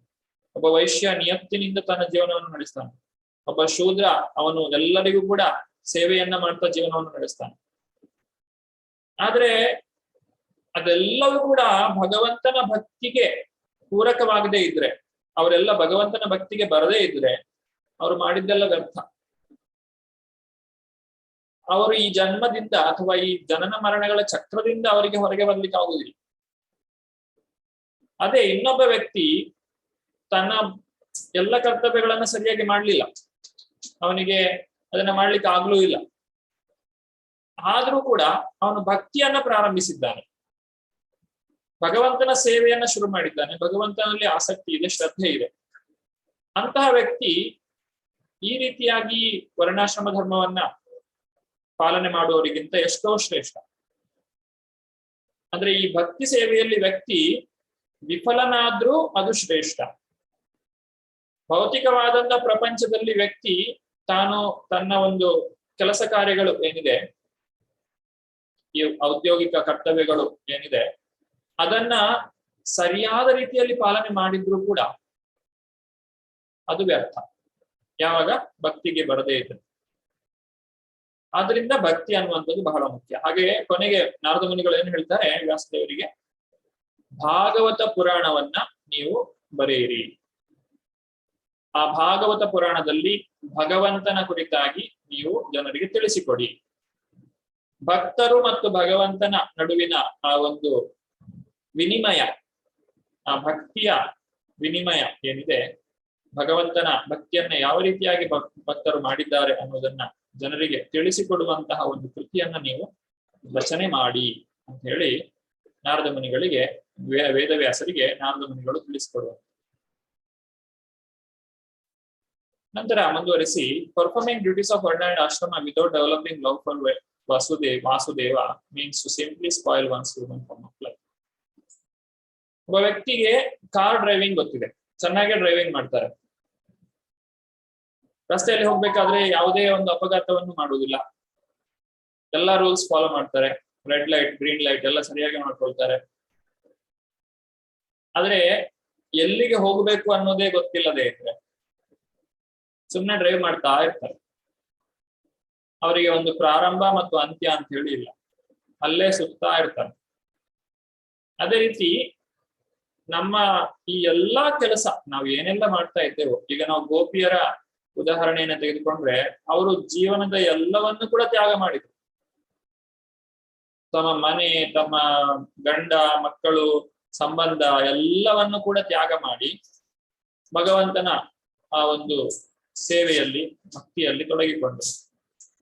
ಅದನ್ನ ನಾವು ಅನುಕರಣೆ ಮಾಡಬಾರ್ದು, ಅವರ ದಾರಿಯಲ್ಲಿ ಅನುಸರಣೆ ಮಾಡಬೇಕು. ಅದರಿಂದ ನಾವು ಪಾಠವನ್ನ ಕಲಿಬೇಕು. ಅವರು ವರ್ಣಾಶ್ರಮವನ್ನ ತ್ಯಾಗ ಮಾಡಿದ್ರು. ಅವರು ವರ್ಣಾಶ್ರಮ ಧರ್ಮದ ಪ್ರಕಾರ ಏನು ಮನೆಯವರ ಸೇವೆಯನ್ನ ಮಾಡಬೇಕು ಅದನ್ನೆಲ್ಲ ಅವರು ಬಿಟ್ಟು. ಆದ್ರೆ ಅವರು ಮಾಡಿದಂತಹ ಭಕ್ತಿ ಅದು ಅತ್ಯಂತ ಶ್ರೇಷ್ಠ ಅಂತ ಹೇಳಿ ಚೈತನ್ಯ ಮಹಾಪ್ರಭುಗಳು ಹೇಳ್ತಾರೆ. ಯಾಕಂದ್ರೆ ಅವರು ಆ ಮೂಲವನ್ನ ಅರ್ಥ ಮಾಡಿಕೊಂಡಿದ್ದಾರೆ. ಭಗವಂತನ ಭಕ್ತಿ ಅವರಿಗಿದೆ. ಆದ್ರಿಂದ ಈ ವರ್ಣಾಶ್ರಮವನ್ನ ಪಾಲನೆ ಮಾಡುವುದರಲ್ಲಿ ನಾವು ಜೀವನವನ್ನ ಕಳೆಯುವುದಕ್ಕಿಂತಲೂ ಭಕ್ತಿಯನ್ನ ಮಾಡುವುದರಲ್ಲಿ ನಾವು ನಮ್ಮನ್ನ ತೊಡಗಿಸಿಕೊಳ್ಳಬೇಕು. ಭಕ್ತಿಯನ್ನ ಮಾಡಿದ್ರೆ ಉಳಿದದೆಲ್ಲವೂ ಕೂಡ ತಾನಾಗಿ ಆಗ್ತದೆ. ಭಕ್ತಿಗೆ ಅಡ್ಡ ಬರುವುದಾದ್ರೆ ಅಂತ ಕೆಲಸವನ್ನ ಬಿಟ್ಟು ಬಿಡುವುದು. ಇದನ್ನೇ ಭಗವದ್ಗೀತೆಯಲ್ಲೂ ಭಗವಂತ ಹೇಳಿರುವಂಥದ್ದು. ಸರ್ವಧರ್ಮಾನ್ ಪರಿತ್ಯಜ್ಯ ಮಾಮೇಕಂ ಶರಣಂ ವ್ರಜ ಅಹಂ ತ್ವಾಂ ಸರ್ವ ಪಾಪೇಭ್ಯೋ ಮೋಕ್ಷಯಿಷ್ಯಾಮಿ ಮಾ ಶುಚಃ. ಮೂಲದಲ್ಲಿ ಭಗವಂತನ ಸ್ಮರಣೆಯನ್ನ ಮಾಡಬೇಕು, ಭಗವಂತನನ್ನ ನೆನೆಯುವಂತೆ ಆಗ್ಬೇಕು. ಅದೇ ಮುಖ್ಯ. ಅದನ್ನ ಬಿಟ್ಟು ಬೇರೆ ಏನೂ ಇಲ್ಲ, ಅಷ್ಟೇ ಮಾಡ್ಬೇಕಾಗಿರೋದು. ಅದಕ್ಕೋಸ್ಕರ ಇದೆಲ್ಲ ಇದೆ. ಸ್ಮರ್ತವ್ಯಂ ಸತತಂ ಕೃಷ್ಣ ವಿಸ್ಮರ್ತವ್ಯಂ ನ ಜಾತುಚಿತ್. ಸರ್ವ ವಿಧಿ ನಿಷೇಧಾಸ್ಯುರ್ ಏತಯೋರೇವ ಕಿಂಕರ. ಯಾವಾಗ್ಲೂ ಕೃಷ್ಣನನ್ನೇ ಯೋಚನೆ ಮಾಡಿ, ಯಾವತ್ತೂ ಕೃಷ್ಣನನ್ನ ಮರೆಯಬೇಡಿ. ಸರ್ವ ವಿಧಿ ನಿಷೇಧಾಸ್ಯುರ್, ವಿಧಿ ಮತ್ತೆ ನಿಷೇಧ. ನಾವು ಈ ಪುರಾಣಗಳಲ್ಲಿ, ವೇದಗಳಲ್ಲಿ, ಮಹಾಭಾರತ, ರಾಮಾಯಣದಂತಹ ಇತಿಹಾಸಗಳಲ್ಲಿ ಎಲ್ಲದರಲ್ಲಿ ಕೊಟ್ಟಿರುವಂತಹ ಏನೆಲ್ಲ ವಿಧಿಗಳಿವೆ, ಏನೆಲ್ಲ ನಿಷೇಧಗಳಿವೆ, ನಾವು ಮಾಡುವಂತಹ ನಿಯಂತ್ರಕ ತತ್ವಗಳಿವೆ, ನಾವು ಮಾಡುವಂತಹ ಜಪ ಏನಿದೆ, ನಾವು ಮಾಡುವಂತಹ ಸಾಧನೆ ಏನಿದೆ, ನಾವು ಮಾಡುವಂತಹ ಈ ಲೆವೆಲ್ 3 ಕ್ಲಾಸ್ ಏನಿದೆ, ಎಲ್ಲವನ್ನು ಕೂಡ ಇದರ ಉದ್ದೇಶ, ಮೂಲ ಉದ್ದೇಶ ಏನು ಅಂತ ಕೇಳುವುದಾದ್ರೆ ಸ್ಮರ್ತವ್ಯಂ ಸತತಂ ಕೃಷ್ಣ ವಿಸ್ಮರ್ತವ್ಯಂ ನ ಜಾತುಚಿತ್. ಯಾವಾಗಲೂ ಕೃಷ್ಣನನ್ನ ನೆನೆಯಿರಿ, ಯಾವತ್ತೂ ಕೃಷ್ಣನನ್ನ ಮರೆಯಬೇಡಿ. Always remember Krishna, never forget Krishna. ಇಷ್ಟೇ ಭಕ್ತಿ ಅಂತ ಹೇಳಿದ್ರೆ. ಇದನ್ನ ನಾವು ಸಾಧಿಸ್ತೇವೆ ಅಂತ ಹೇಳಿದ್ರೆ, ಇದನ್ನ ಸಾಧಿಸ್ಲಿಕ್ಕೆ ನಮಗೆ ಏನೇ ಒಂದು ವಿಚಾರ ನಮಗೆ ಸಹಾಯ ಮಾಡ್ತದೆ ಅಂತ ಹೇಳಿದ್ರೆ ಅದನ್ನ ನಾವು ಸ್ವೀಕಾರ ಮಾಡಿಕೊಳ್ಬೇಕು. ಇದನ್ನ ಮಾಡ್ಲಿಕ್ಕೆ ಯಾವುದೇ ಅಡ್ಡಿ ಬರ್ತಾ ಇದೆ ಅಂತ ಹೇಳಿದ್ರೆ ಅದನ್ನ ನಾವು ನಮ್ಮ ಶಕ್ತಿಯ ಅನುಸಾರ ತ್ಯಾಗ ಮಾಡಬೇಕು. ಒಂದೇ ಸಲಕ್ಕೆ ಬಿಟ್ಟು ಬಿಡ್ಲಿಕ್ಕೆ ಆಗುವುದಿಲ್ಲ. ನಮಗೆ ನಿಧಾನಕ್ಕೆ ಅದನ್ನೆಲ್ಲ ನಾವು ಬಿಟ್ಟು ಬಿಡಬೇಕು. ಕೃಷ್ಣನು ಉದ್ಧವನಿಗೆ 11ನೇ ಅಧ್ಯಾಯದಲ್ಲಿ ಹೇಳುವಂತಹ 11ನೇ ಸ್ಕಂದದಲ್ಲಿ ಹೇಳುವಂತಹ ಮಾತು, anyone who takes shelter of Krishna living up occupational duty is considered first class.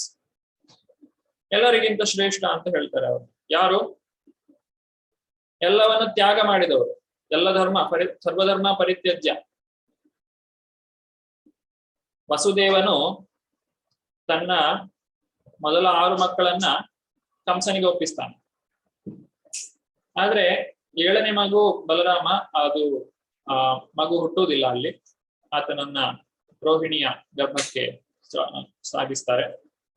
8ನೇ ಮಗು ಶ್ರೀಕೃಷ್ಣ ಹುಟ್ಟಿದಾಗ ವಸುದೇವನು ಆ ಕಂಸನಿಗೆ ಕೊಟ್ಟಂತಹ ಮಾತು ಏನಿದೆ ಅದಕ್ಕಿಂತ ಆ ಭಗವಂತನ ಭಕ್ತಿಗೆ ಅವನು ಹೆಚ್ಚು ಒತ್ತನ್ನು ಕೊಡ್ತಾನೆ, ಹೆಚ್ಚು ಮಹತ್ವವನ್ನು ಕೊಡ್ತಾನೆ. ಹಾಗಾಗಿ ಶ್ರೀಕೃಷ್ಣನನ್ನ ಅಲ್ಲಿಂದ ಎತ್ತಿಕೊಂಡು ಬೃಂದಾವನಕ್ಕೆ ಕರೆದುಕೊಂಡು ಬರ್ತಾನೆ. ಅಂದ್ರೆ ತಾನು ಕೊಟ್ಟ ಮಾತಿಗಿಂತಲೂ ಭಗವಂತನ ಸೇವೆ ಆತನಿಗೆ ಮುಖ್ಯವಾಗಿರ್ತದೆ, ಭಗವಂತನ ಭಕ್ತಿ ಆತನಿಗೆ ಮುಖ್ಯವಾಗಿರ್ತದೆ. ಈ ರೀತಿ ನಾವು ಭೌತಿಕವಾದಂತಹ ಅಥವಾ ವ್ಯಾವಹಾರಿಕ ರೀತಿಯಲ್ಲಿ ಮಾಡುವಂತಹ ಕರ್ತವ್ಯಗಳು ಯಾವಾಗ ನಮಗೆ ಭಕ್ತಿಗೆ ಅಡ್ಡಿ ಆಗ್ತದೋ ಅಂತಹ ಸಂದರ್ಭಗಳಲ್ಲಿ ನಾವು ಅಂತಹ ಆ ಒಂದು ಕರ್ತವ್ಯಗಳನ್ನ ಬಿಟ್ಟು ಬಿಡಬಹುದು.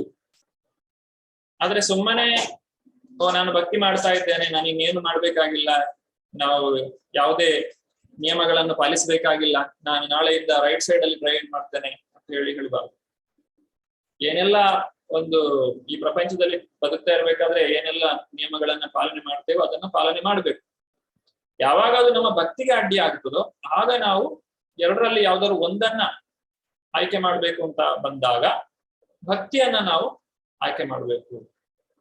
ಮತ್ತು ಆ ಭಕ್ತಿಗೆ ನಾವು ಬರುವುದು ಆದ್ರೆ ಮಾತ್ರ ಆ ಕಾರ್ಯವು ಅದು ಸಫಲವಾಗ್ತದೆ. ಅವರನ್ನ ಪ್ರಥಮ ದರ್ಜೆಯ ಭಕ್ತರು ಅಂತ ಹೇಳಿ ಇಲ್ಲಿ ಪರಿಗಣಿಸಲಾಗಿದೆ. ಮುಂದುವರಿಸ್ತಾ ಕರಭಾಜನ ಮುನಿಗಳು ನಿಮಿ ಮಹಾರಾಜನಿಗೆ ಹೇಳುವಂತಹ ಮಾತು ಇದು.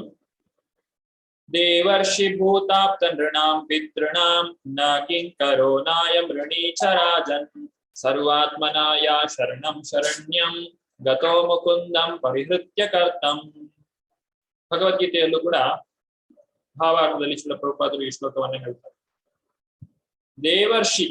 ದೇವರ್ಷಿಗಳಿಗೆ, ಭೂತ ಇತರ ಜೀವಿಗಳಿಗೆ, ಆಪ್ತ ಬಂಧು ಮಿತ್ರರಿಗೆ, ನೃಣಾಂ ರಾಜರಿಗೆ, ಪಿತೃಣಾಂ ತಂದೆ ತಾಯಿಗಳಿಗೆ, ನ ಕಿಂಕರೋ ನಾಯಂ ಋಣೀಚ ರಾಜನ್ ಸರ್ವಾತ್ಮನಾಯ ಶರಣಂ ಶರಣ್ಯಂ. ಯಾರು ಭಗವಂತನಿಗೆ ಶರಣಾಗಿದ್ದಾರೋ ಇವರು ಯಾರಿಗೂ ಕೂಡ ಯಾವುದೇ ಋಣವನ್ನ ಹೊಂದಿಲ್ಲ. ದೇವರ್ಷಿ, ದೇವ ಅಂತ ಹೇಳಿದ್ರೆ ದೇವತೆಗಳು, ಋಷಿ ಅಂತ ಹೇಳಿದ್ರೆ ಋಷಿಗಳು, ಈ ಸೇಜಸ್ ತಪಸ್ಸನ್ನ ಮಾಡ್ತಾ ತಮ್ಮ ಜೀವನವನ್ನೇ ತಪಸ್ಸಿನಲ್ಲಿ ಕಳೆಯುವಂತಹವರು. ಬೇರೆ ಭೂತ ಇತರ ಎಲ್ಲ ಜೀವಿಗಳಿಗೆ, ಆಪ್ತರು ಬಂಧು ಮಿತ್ರರು, ನೃಣಾಂ ಇಲ್ಲಿ ನೃಣಾಂ ಅಂತ ಹೇಳಿದ್ರೆ ಮನುಷ್ಯರು ಎಲ್ಲರೂ ಕೂಡ, ಪಿತೃಣಾಮ್ ಅಂತ ಹೇಳಿದ್ರೆ ಪಿತೃಗಳು, ತಂದೆ ತಾಯಿಗಳು ಮಾತ್ರ ಅಲ್ಲ, ನಮ್ಮ ಹಿಂದಿನ ಜನ್ಮದ ನಮ್ಮ ಹಿಂದಿನ ಪೀಳಿಗೆಯವರು. ನಾ ಕಿಂಕರೋ ನಾಯಂ ಋಣೀಚ ರಾಜನ್, ನಮ್ಮ ದೇಶದ ಒಬ್ಬ ರಾಜನಿಗಾಗ್ಲಿ ಯಾರಿಗೂ ಕೂಡ ನಾವು ಋಣಿಗಳು ಅಲ್ಲ. ಇಲ್ಲ ಅಂತ ಹೇಳಿದ್ರೆ ನಾವು ಇದಕ್ಕೆಲ್ಲ ಋಣಿಗಳಾಗಿರ್ತೇವೆ. ನಾವು ದೇವತೆಗಳಿಗೆ ಯಜ್ಞವನ್ನ ಮಾಡಬೇಕು, ಯಾಕಂದ್ರೆ ಅವರು ನಮಗೆ ಗಾಳಿ ಕೊಡ್ತಾರೆ, ನೀರು ಕೊಡ್ತಾರೆ, ಈ ಮಳೆ ಮತ್ತೆ ಬಿಸಿಲು, ಸೂರ್ಯ ಚಂದ್ರ ಇವರೆಲ್ಲ ನಮಗೆ ಏನೆಲ್ಲ ಜೀವನಕ್ಕೆ ಉಪಯೋಗಕ್ಕೆ ಏನೆಲ್ಲ ಕೊಡ್ತಾರೆ. ಆದ್ರೆ ಭಕ್ತಿಯನ್ನ ಮಾಡಿದ್ರೆ ಹೇಗೆ ಒಂದು ಮರದ ಬೇರಿಗೆ ನೀರನ್ನ ಎರೆದ್ರೆ ಇಡೀ ಮರಕ್ಕೆ ನಾವು ಪ್ರತ್ಯೇಕವಾಗಿ ನೀರನ್ನು ಕೊಡ್ಬೇಕಾಗಿಲ್ಲ, ಅವರಿಗೆ ಇಡೀ ಮರಕ್ಕೆ ಅದು ಪೋಷಣೆಯನ್ನು ಕೊಡ್ತೀವಿ. ಹಾಗೆ ಭಗವಂತನ ಭಕ್ತರು ಯಾವಾಗ ಭಕ್ತಿಯನ್ನ ಮಾಡ್ತಾರೋ ಆಗ ಎಲ್ಲರಿಗೂ ಕೂಡ ಸಂತೋಷವಾಗ್ತದೆ. ಋಷಿ ಮುನಿಗಳು ನಮಗೆ ಶಾಸ್ತ್ರಗಳನ್ನು ಕೊಟ್ಟಿದ್ದಾರೆ, ಅವರ ಋಣ ನಮ್ಮಲ್ಲಿದೆ. ಬೇರೆ ಜೀವಿಗಳಿಂದ ನಾವು ಸೇವೆಯನ್ನ ಪಡೆಯುತ್ತೇವೆ, ಹಸುವಿನಿಂದ ಹಾಲನ್ನ ಪಡೆಯುತ್ತೇವೆ, ನಾವು ಮತ್ತೆ ಎತ್ತುಗಳನ್ನ ನಾವು ಉಳುಮೆಯಲ್ಲಿ ಉಪಯೋಗಿಸ್ತೇವೆ. ಬೇರೆ ಬೇರೆ ಕಾರಣಗಳಿಗಾಗಿ ನಾವು ನಾಯಿಯನ್ನ ಈ ಮನೆ ಕಾಯಲಿಕ್ಕೆ ಅಥವಾ ಈ ತೋಟಗಳನ್ನ ಕಾಯಲಿಕ್ಕೆ ಜನರು ಉಪಯೋಗಿಸ್ತಾರೆ, ಅಥವಾ ಬೆಕ್ಕುಗಳನ್ನ ಇಲಿಗಳು ಮತ್ತು ಹೆಗ್ಗಣಗಳಿಂದ ರಕ್ಷಣೆಯನ್ನ ಪಡಲಿಕ್ಕೆ, ಕುದುರೆಗಳನ್ನ ಗಾಡಿ ಎಳಿಲಿಕ್ಕೆ, ಆನೆಗಳನ್ನ ತುಂಬಾ ಕಷ್ಟದ ಕೆಲಸಗಳನ್ನೆಲ್ಲ ಮಾಡಿಸ್ಲಿಕ್ಕೆ, ಹೀಗೆ ಅನೇಕ ಕಾರಣಗಳಿಗಾಗಿ ನಾವು ಪ್ರಾಣಿಗಳನ್ನು ಉಪಯೋಗಿಸ್ತೇವೆ. ಭೂತ ಅಂತ ಹೇಳಿದ್ರೆ ಇತರ ಜೀವಿಗಳು, ಎಲ್ಲಾ ಜೀವಿಗಳು, ಅಥವಾ ನಾವು ಜನರಿಂದ, ಮನುಷ್ಯರಿಂದಲೂ ನಾವು ಬಹಳಷ್ಟು ಸಹಾಯವನ್ನು ಪಡೆಯುತ್ತೇವೆ. ಆಪ್ತರ ಮೇಲೆ ನಾವು ಎಲ್ರಿಗೂ ಋಣ ಇದೆ. ಆಪ್ತರು ನಮಗೆ ಸಹಾಯ ಮಾಡ್ತಾರೆ, ನಾವು ಮತ್ತೆ ಅವರಿಗೆ ಪ್ರತ್ಯುಪಕಾರವನ್ನು ಮಾಡ್ತೇವೆ. ಈ ಸಮಾಜ ನಮಗೆ ಅನೇಕ ಕೊಡುಗೆಗಳನ್ನು ಕೊಟ್ಟಿದೆ, ಮತ್ತೆ ನಾವು ಕೂಡ ಸಮಾಜಕ್ಕೆ ಕೊಡುವುದು ಬಹಳಷ್ಟಿದೆ. ಮತ್ತೆ ನಮ್ಮ ಪಿತೃಗಳು, ಅವರು ನಾವು ಇವತ್ತು ಇದ್ದೇವೆ ಅಂತ ಹೇಳಿದ್ರೆ ಅವರೇ ಕಾರಣ, ಅವರಿಂದಲೇ ನಾವು ಪಡೆದಿರುವಂತಹ ಈ ಶರೀರವನ್ನು. ಹಾಗೆ ರಾಜನಿಗೆ ನಾವು ಋಣಿಗಳಾಗಿರ್ತೇವೆ. ಈ ಎಲ್ಲ ಋಣಗಳನ್ನ ಒಂದೊಂದಾಗೆ ತೀರಿಸ್ತಾ ಹೋದ್ರೆ ನಮಗೆ ಈ ಜನ್ಮ ಸಾಕಾಗಿಕ್ಕಿಲ್ಲ. ಆದ್ರಿಂದ ಇಲ್ಲಿ ಏನ್ ಹೇಳ್ತಾರೆ ಕರಭಾಜ ಮುನಿಗಳು ನಿಮಿ ಮಹಾರಾಜನಿಗೆ, ಶ್ರೀಮದ್ ಭಾಗವತದಲ್ಲಿ ಬರುವಂತಹ ವಿಚಾರ ಇದು. ಯಾರ ಋಣವೂ ನಿಮಗೆ ಬರುವುದಿಲ್ಲ, ಯಾವ ಚಿಂತೆಯೂ ಬೇಕಾಗಿಲ್ಲ. ಒಂದೇ ಒಂದು ಕೆಲಸವನ್ನ ಮಾಡಿದ್ರೆ ಸಾಕು, ಅದು ಭಕ್ತಿಯನ್ನ ಮಾಡಿದ್ರೆ ಈ ಪ್ರತ್ಯೇಕವಾದಂತಹ ಋಣಗಳನ್ನ ತೀರಿಸುವುದು ಅಗತ್ಯ ಇಲ್ಲ. ಯಸ್ಮಿನ್ ತುಷ್ಟೇ ಜಗತ್ ತುಷ್ಟ. ಕೃಷ್ಣನಿಗೆ ತೃಪ್ತಿ ಆದ್ರೆ ಇಡೀ ಜಗತ್ತಿಗೆ ತೃಪ್ತಿ ಆಗ್ತದೆ. ಸಾಮಾನ್ಯವಾಗಿ ನಾವು ಕಾಣ್ತೇವೆ, ಮಕ್ಕಳು ಭಕ್ತಿಗೆ ಬರುವಾಗ ತಂದೆ ತಾಯಿಗಳು ಸ್ವಲ್ಪ ವಿರೋಧವನ್ನ ಮಾಡ್ತಾರೆ. ಯಾಕೆ ದಿನಾ ದೇವಸ್ಥಾನಕ್ಕೆ ಹೋಗ್ತೀಯಾ, ಅದೇನು ಜಪ ಮಾಡ್ತಾ ಇರ್ತೀಯ, ಯಾವಾಗ ಶಾಲೆ ಕೆಲಸ ಇಲ್ವಾ ನಿಮಗೆ? ಆದ್ರೆ ಅವರಿಗೆ ನಿಜವಾಗ್ಲೂ ಆ ಒಂದು ಬೇಡ ಅಂತ ಹೇಳಿ ಇರೋದಿಲ್ಲ, ಆದ್ರೆ ಒಂದು ರೀತಿಯ ಭಯ ಇರ್ತದೆ ಅಷ್ಟೇ.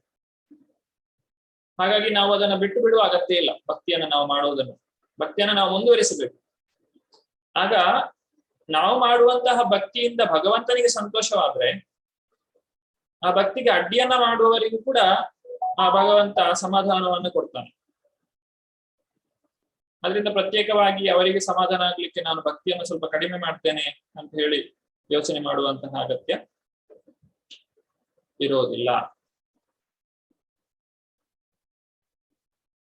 ಇದು ಕನ್ನಡದಲ್ಲಿ. ಇದರ ಸರಿಯಾದಂತಹ ಶ್ಲೋಕ ನಿಮಗೆ ಭಗವದ್ಗೀತೆಯಲ್ಲಿ ದೊರೆಯುತ್ತದೆ.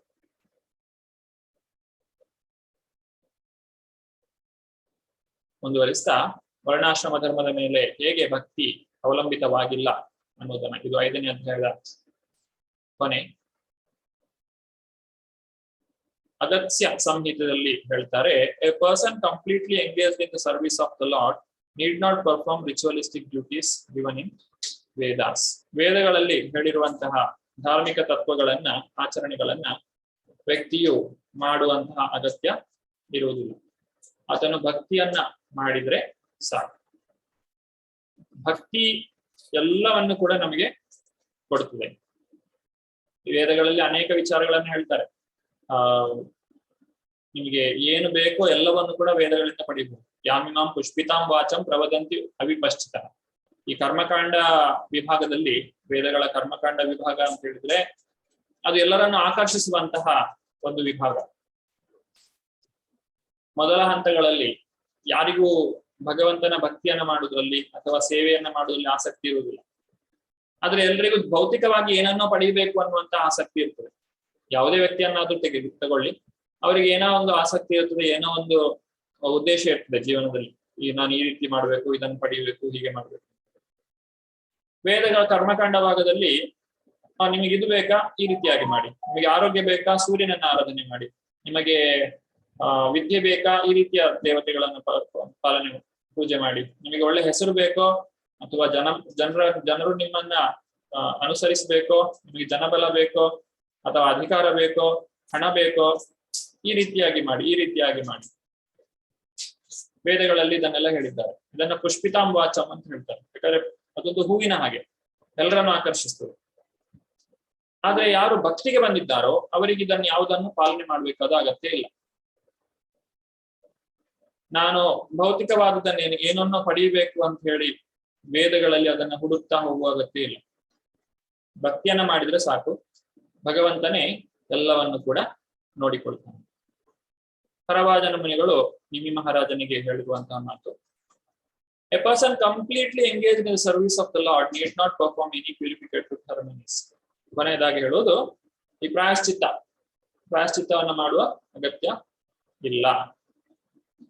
ನಾವು ಮಾಡುವಂತಹ ಜಪ, ನಾವು ಮಾಡುವಂತಹ ಅಧ್ಯಯನ, 4 ನಿಯಂತ್ರಕ ತತ್ವಗಳನ್ನ ಪಾಲನೆ ಮಾಡುವುದು, ಭಕ್ತರ ಸಂಘದಲ್ಲಿ ಇರುವಂತಹದ್ದು, ಇದಿಷ್ಟೇ ಸಾಕು. ಇದಿಷ್ಟರಿಂದಲೇ ನಾವು ಭಕ್ತಿಯಲ್ಲಿ ಪ್ರಗತಿಯನ್ನು ಸಾಧಿಸಲಿಕ್ಕೆ ಸಾಧ್ಯ. ಈ ವೇದಗಳ ತತ್ವಗಳನ್ನ ಅನುಸರಿಸಿ ಮಾಡುವಂತಹ ಕಾರ್ಯಗಳು ಅದು ಬಹಳ ಸಮಯವನ್ನ ತೆಗೆದುಕೊಳ್ತದೆ. ಸ್ವರ್ಗಕ್ಕೆ ಹೋಗಿ ಅಲ್ಲಿ ಭೌತಿಕವಾದ ಇಂದ್ರಿಯ ಭೋಗವನ್ನ ಪಡೆದು ಮತ್ತೆ ಭೂಮಿಗೆ ಬಂದು ಮತ್ತೆ ಇಲ್ಲಿ ಮತ್ತೆ ಪುಣ್ಯವನ್ನ ಮಾಡಿ ಹಾಗೆ ಮೇಲೆ ಕೆಳಗೆ ಹೋಗಿ ಆಮೇಲೆ ಸಾಕು, ಇದು ನನಗೆ ಬೇಡ ಅಂತ ಹೇಳಿ ವ್ಯಕ್ತಿ ಬಂದಾಗ, ಆ ಒಂದು ನಿರ್ಧಾರಕ್ಕೆ ಬಂದಾಗ ಅವನು ಇದನ್ನೆಲ್ಲ ಬಿಟ್ಟು ಬಿಡ್ತಾನೆ. ಮತ್ತೆ ಭಕ್ತಿಗೆ ಬರುವಂತಹ ಒಂದು ಸಾಧ್ಯತೆ ಇರ್ತದೆ. ಆದ್ರೆ ಭಕ್ತಿ ಸೇವೆ ಅದು ಎಷ್ಟೊಂದು ಕ್ಷಿಪ್ರವಾಗಿ ನಮ್ಮನ್ನ ಈ ಒಂದು ಭೌತಿಕ ಪ್ರಪಂಚದ ಈ ಹುಟ್ಟು ಸಾವುಗಳಿಂದ ಪಾರು ಮಾಡುತ್ತದೆ ಅಂತ ಹೇಳಿದ್ರೆ, ನಮ್ಮ ಮುಂದೆ ಉದಾಹರಣೆ ಇದೆ. ಹೇಗೆ ಈ ವಿದೇಶಿ ಭಕ್ತರು ಎಷ್ಟು ಸುಲಭವಾಗಿ ಈ ಭಕ್ತಿಯನ್ನ ಪಡೆದುಕೊಂಡಿದ್ದಾರೆ. ಹಿಪ್ಪಿಗಳಾಗಿದ್ದಂತಹ ಜನರು ಕೇವಲ ಕೆಲವೇ ತಿಂಗಳುಗಳಲ್ಲಿ ಆ ಪ್ರಭುಪಾದರ ಒಂದು ಸಂಘದಿಂದ, ಅವರ ಒಂದು ಸಹಾಯದಿಂದ, ಅವರ ಮಾರ್ಗದರ್ಶನದಿಂದ ಅವರನ್ನ ಹ್ಯಾಪಿಗಳಾಗಿ ಮಾಡಿದ್ದಾರೆ ಪ್ರಭುಪಾದ. ಇದು ಭಕ್ತಿಯ ಶಕ್ತಿ. ಅದರಿಂದ ನಮಗೆ ಯಾವುದೇ ಒಂದು ಅನುಮಾನ ಬೇಡ. ನಾನು ಭಕ್ತಿಯನ್ನ ಮಾಡ್ತಾ ಇದ್ರೆ ಏನನ್ನೋ ಕಳೆದುಕೊಳ್ತಾ ಇದ್ದೇನೆ ಅಂತ ಹೇಳಿ. ಭಕ್ತಿ ಮಾಡುವಂತಹ ವ್ಯಕ್ತಿ ಮತ್ತನು ಭಗವಂತನ ಮಡಿನಲ್ಲಿ ಕುಳಿತಂತಹ ಮಗು ಇದ್ದ ಹಾಗೆ. ಆ ಮಗು ಚಳಿ ಆಗ್ತದೆ ನನಗೆ ಸೊಟ್ರು ಬೇಕು ಅಂತ ಹೇಳುವ ಅಗತ್ಯ ಇಲ್ಲ, ಸೆಕೆ ಆಗ್ತದೆ ನನಗೆ ಫ್ಯಾನ್ ಹಾಕಿ ಅಂತ ಹೇಳುವ ಅಗತ್ಯ ಇಲ್ಲ. ಆ ಮಗುವಿಗೆ ಯಾವಾಗ ಹಸಿವಾಗ್ತದೆ, ಅದು ಎಷ್ಟು ಊಟ ಮಾಡ್ತದೆ, ಅದಕ್ಕೆ ಏನು ಆಹಾರ ಕೊಡ್ಬೇಕು, ಅದು ಅಳುವಾಗ ಏನು ಮಾಡ್ಬೇಕು ಎಲ್ಲ ತಾಯಿಗೆ ಗೊತ್ತಿದೆ. ಹಾಗೆ ಭಗವಂತ ನಮ್ಮ ತಾಯಿ ಇದ್ದ ಹಾಗೆ. ಭಕ್ತಿ ಮಾಡುವುದು ಅಂತ ಹೇಳಿದ್ರೆ ಆ ತಾಯಿಯ ಮಡಿಲಲ್ಲಿ ನಾವು ಸೇರುವ ಹಾಗೆ. ಯಾವಾಗ ಅನನ್ಯಾಶ್ಚಿಂತಯಂತೋ ಮಾಂ ಯೇ ಜನಾ ಪರ್ಯುಪಾಸತೆ ತೇಷಾಂ ನಿತ್ಯಾಭಿಯುಕ್ತಾನಾಂ ಯೋಗಕ್ಷೇಮಂ ವಹಾಮ್ಯಹಂ. ಯಾರು ಭಗವಂತನ ಭಕ್ತಿಯನ್ನ ಮಾಡ್ತಾರೋ ಅವರ ಯೋಗ ಮತ್ತು ಕ್ಷೇಮ ಎರಡನ್ನೂ ಭಗವಂತನೇ ನೋಡಿಕೊಳ್ತಾನೆ ಅನ್ನುವಂಥದ್ದು ಎಲ್ಲ ಶಾಸ್ತ್ರಗಳಿಂದ ನಾವು ಅರ್ಥ ಮಾಡಿಕೊಳ್ಬೇಕಾದಂತಹ ಒಂದು ವಿಚಾರ. ಇಲ್ಲಿಗೆ ಇವತ್ತಿನ ಅಧ್ಯಯನಕ್ಕೆ ವಿರಾಮವನ್ನು ಕೊಡ್ತಾ ಇದ್ದೇನೆ. ದಯವಿಟ್ಟು ಈ ಅಧ್ಯಯನವನ್ನ ಇನ್ನೊಂದ್ಸಲ ಓದಿ. 5ನೇ ಅಧ್ಯಾಯ ಬಹಳ ಚೆನ್ನಾಗಿರುವಂತಹ ಅಧ್ಯಾಯ. ಇನ್ನು 6ನೇ ಅಧ್ಯಾಯದಿಂದ ನಾವು ಭಕ್ತಿ ಸೇವೆಯನ್ನ ಸಲ್ಲಿಸುವಂತಹ ವಿಧಾನಗಳು ಯಾವುದು ಅಥವಾ ಸಾಧನಾ ಭಕ್ತಿಯ ಅಂಗಗಳು ಯಾವುದು ಅಂತ ಹೇಳಿ ನೋಡ್ಲಿಕ್ಕಿದ್ದೇವೆ. ಅಂದ್ರೆ ಯಾವೆಲ್ಲ ರೀತಿಯಲ್ಲಿ ನಾವು ಸಾಧನಾ ಭಕ್ತಿಯನ್ನ ಮಾಡಬಹುದು ಅನ್ನೋದನ್ನ ನಾವು ಮುಂದಿನ ಅಧ್ಯಾಯದಲ್ಲಿ ನೋಡ್ಲಿಕ್ಕಿದ್ದೇವೆ. ಇಲ್ಲಿಗೆ ವಿರಾಮವನ್ನು ಕೊಡ್ತಾ ಇದ್ದೇವೆ. ಹರೇ ಕೃಷ್ಣ ಕೃಷ್ಣ ಕೃಷ್ಣ ಹರೇ ಹರೇ, ಹರೇ ರಾಮ ರಾಮ ರಾಮ ಹರೇ ಹರೇ. ಧನ್ಯವಾದ.